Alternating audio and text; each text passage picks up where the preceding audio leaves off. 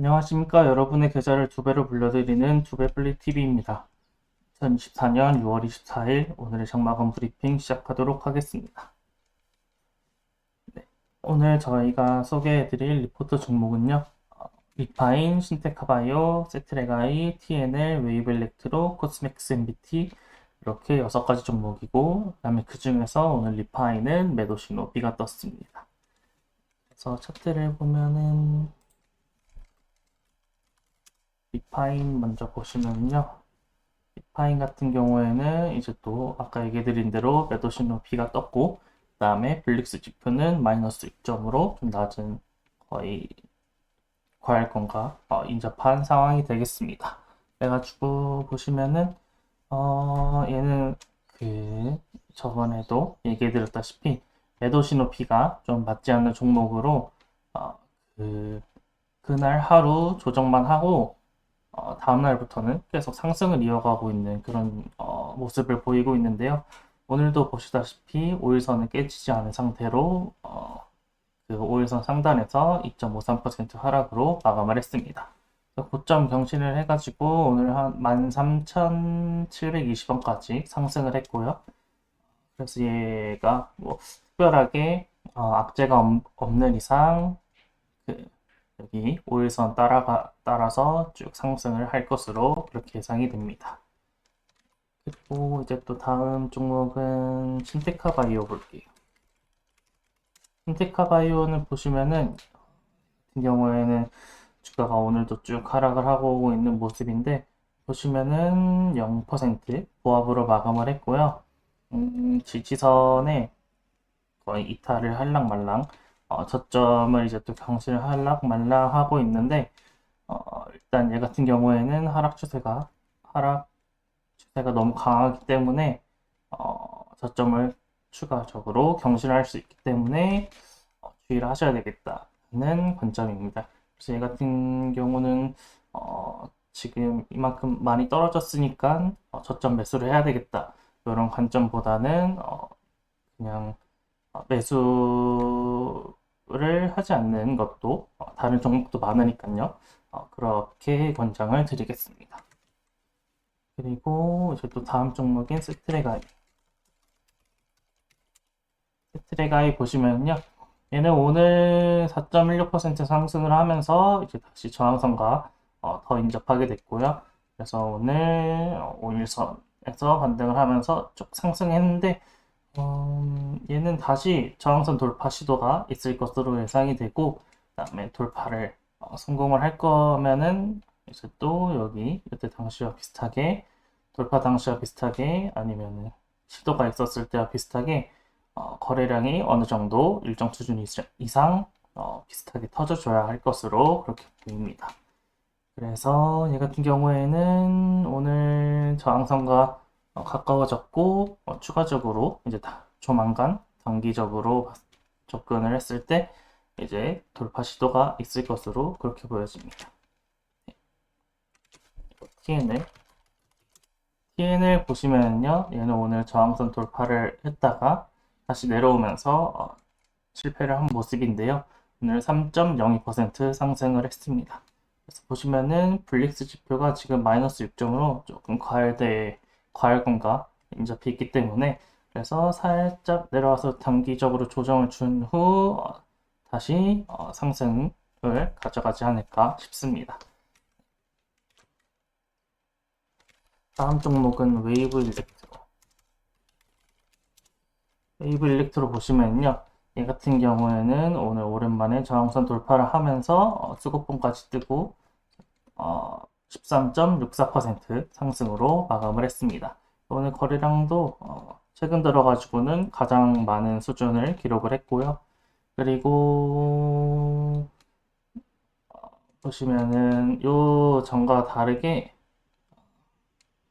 그 거래량 자체도 훨씬 다른 모습이고 하기 때문에 오늘 돌파는 여기 저항선 돌파는 상단에 안착을 하고 충분히 안착을 할 수 있다고 보이고 그 다음에 또 어느 정도 상승을 이어가지 않을까 하는 그런 전망입니다.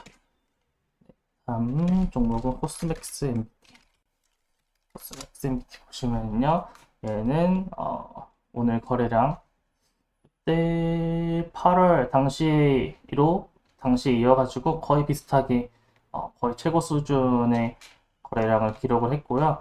그 다음에 오늘 9.27% 상승으로 저항선 돌파는 실패를 했지만 그래도 오랜만에 인상적인 모습을 보여줬습니다.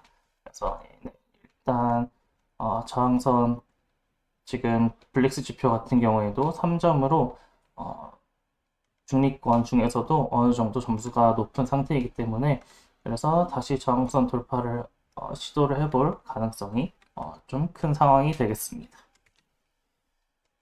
네, 그리고 오늘 이제 또 시장 동향으로는 코스피는 전일 대비 19.53포인트 하락한 2764.73포인트, 그 다음에 코스닥은 전일 대비 11.15포인트 하락한 841.52포인트로 마감을 했습니다. 그리고 환율은 전일 대비 0.70원 상승한 1389원으로 마감을 했습니다. 그리고 이제 또 투자자 매매 동향으로는 개인은 오늘 시장 매수세를 보였고 외국인 기관은 개인과 반대로 오늘 시장 매도세를 보였습니다. 네, 오늘 저희가 뽑은 토픽으로는 이렇게 조선, 자원시추, 해운 이렇게 세 가지를 뽑았고요.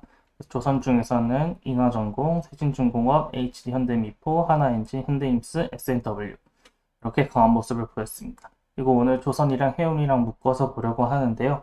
해운 같은 경우에는 STX 그린로지스, 흥하해운도 강한 모습을 보였습니다. 네. 그래서 기사 먼저 보시면요.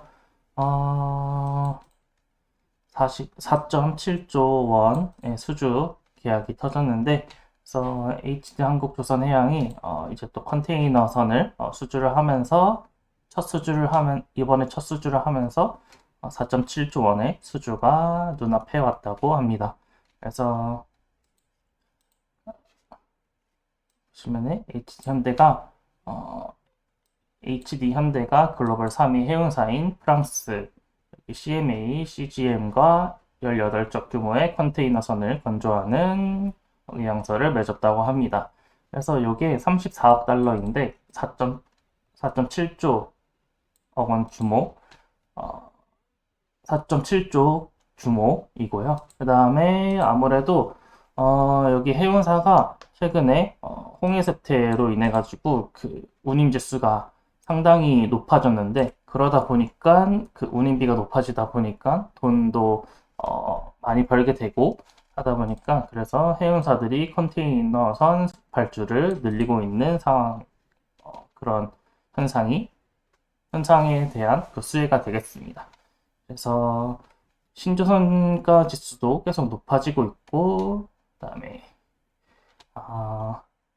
보시면은 그 지금 미중 갈등으로 인해 가지고 그 다른 해외에서 중국에 발주를 하던 거를 이제 또 규제가 이제 하나둘씩 생기면서 한국에 있는 이제 또 조선사에다가 발주를 맡기고 있는 그런 상황이 되겠습니다.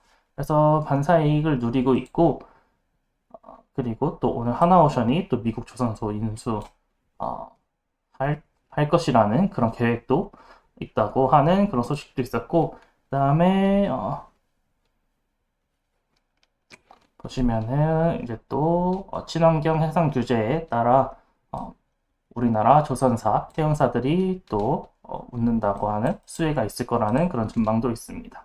그래서 이런 LNG나 메탄올선 같은 경우에는 지금 전체적으로 따졌을 때는 조선 규모가 중국이 1등이지만 이런 고부가 가치 선박들 같은 경우에는 우리나라가 중국보다 훨씬 기술력이 앞서 있기 때문에 이런 대체 연료 선박 같은 경우에는 우리나라의 그 수주가 훨씬 많이 들어올 수밖에 없는 그런 상황이 되겠습니다. 이거에 따른 그 친환경 에너지 선박이 이제 또 친환경 에너지 운송 선박이 우리나라의 또 수주가 앞으로 늘어날 것이다 라는 그런 전망과 함께 오늘 조선과 해운이 강한 모습을 보였습니다.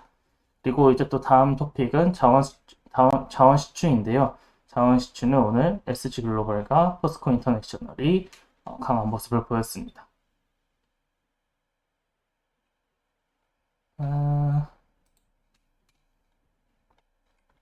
보시면은 이게 살짝 정치적인 이슈로 조금 어쩔 수 없이 엮일 수밖에 없는데, 그래서 이제 또 요 석유 수출 관련된 사업이 진짜냐 아니냐 그런 부분도 있고, 요게 또 돈이 한두 푼 들어가는 것도 아니기 때문에 어, 해야 되는 거냐 말아야 되는 거냐 그런 의견이 많이 갈리고 있습니다. 그래가지고 이 관련해서도 청문조사나 아니면은 청문회가 필요하다는 그런 입장이 전화 면접으로는 이제 또 64%가 찬성, 그다음에 ARS 조사로는 61%가 찬성 쪽 그런 그 의견을 내고 있습니다. 그래서 이거 관련해서도 최소 5번의 시추가 필요하다는데, 근데 또 이제 또 한 번 시추할 때마다 1,000억 원, 그래서 총 5번이면은 5천억 원 정도의 비용이 들어가기 때문에 아무래도 이게 또 세금이니까요. 그래서 이제 또 찬반 의견이 많이 갈리고 있는 것으로 보입니다. 그래서 최근에 이 자원 시추 관련해서는 계속 이제 또 이때 지금 한 처음 이슈가 나오고 나서부터 계속 테마가 돌아가면서 부각이 되고 있으니까요. 여기 자원 시추 관련 테마도 쭉 지켜보면 좋을 것 같습니다. 네, 이렇게 해서 오늘 저희가 준비한 장마감 소식은 여기까지이고요. 오늘도 시청해주셔서 감사합니다. 내일 뵙겠습니다.